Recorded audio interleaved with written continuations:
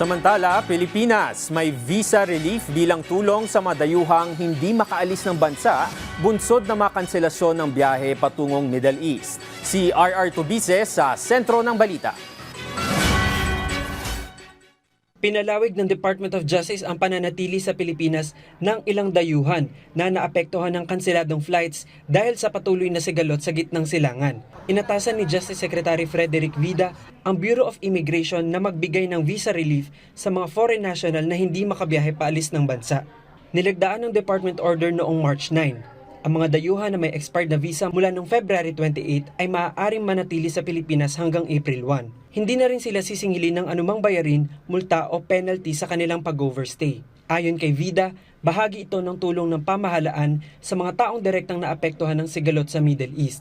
Isa rin anya itong paraan ng Pilipinas upang ipakita ang pakikiisa sa panahon ng pandaigdigang krisis.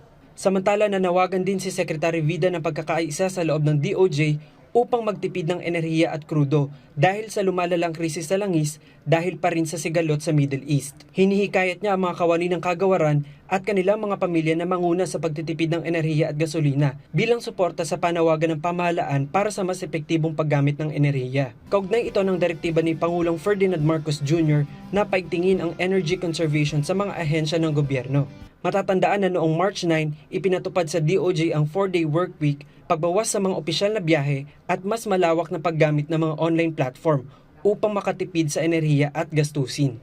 Ayon sa DOJ, kung magiging consistent sa pagtitipid sa enerhiya, posibleng makabawas ng hanggang 20% o higit pa sa konsumo ng enerhiya na makatutulong upang maibsan ang epekto ng krisis sa langis. RR Tubize para sa Pambansang TV sa Bagong Pilipinas.